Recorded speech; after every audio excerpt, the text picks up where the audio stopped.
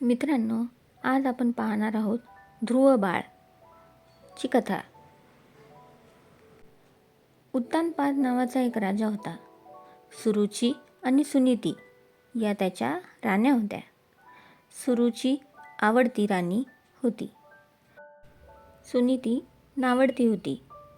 सुरुचीच्या मुलाचे नाव होते उत्तम. सुनीतीच्या मुलाचे नाव होते ध्रुव. ध्रुव हा गुणी मुलगा होता.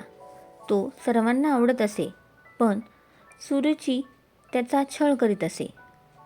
राजाने फक्त उत्तमचेच लाड करावेत असे तिला वाटे. एकदा उत्तम राजाच्या मांडीवर बसला होता. मागोमाग ध्रुवही तेथे आला.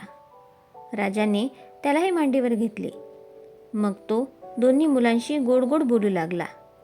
तितक्यात सुरुची तेथे आली. ध्रुवाला राजाच्या मांडीवर पाहून तिला राग आला. ती ओरडली, "ध्रुवा, भिकारड्या, महाराजांच्या मांडीवरून उठ. फक्त माझा उत्तमच तिथे बसेल." तिने ध्रुवाला राजाच्या मांडीवरून ओढले आणि जमिनीवर ढकलून दिले. ध्रुव रडत रडत आपल्या आईकडे गेला. आईने विचारले, "बाळ, का रडतोस?" ध्रुवाने आईला सगळे सांगितले. सुनीतीने त्याला आपल्या मांडीवर घेतले. ती म्हणाली, "बाळ, रडू नकोस. देवाने ठेवले आहे तसेच आपण राहावे बरे." ध्रुव म्हणाला, "आई, देव कुठे असतो ग? मला सांग. मी त्याला भेटतो." सुनीती म्हणाली, "देवाला भेटण्यासाठी फार मोठे तप करावे लागते. तू तर लहान आहेस. तू तप कसे करणार?" ध्रुव लहान होता, पण निश्चयी होता. तो म्हणाला, "आई, मी भीत नाही. मी मोठे तप करीन.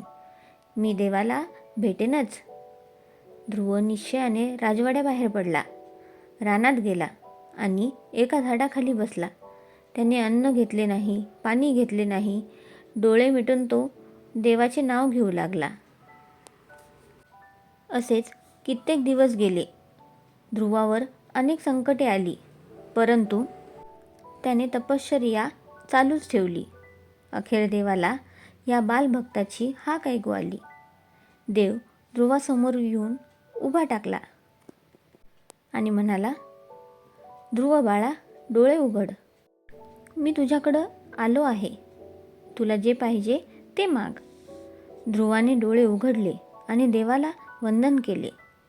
मग तो नम्रपणे म्हणाला, "देवा, जेथून मला कधीही कोणी खाली ओढू शकणार नाही अशी जागा मला दे. मला आणखीन काही नको." देवाने आकाशात उंच ठिकाणी ध्रुवाला जागा दिली. हजारो वर्षे झाली तरी ध्रुव अजून त्याच जागी आहे. रात्री आकाशात उत्तरेकडे एक तेजस्वी तारा दिसतो. त्या ताऱ्याची जागा कधीही बदलत नाही. तोच ध्रुव तारा होय. अशा तऱ्हेने ध्रुवाने कडक तप करून अढळ पद मिळविले.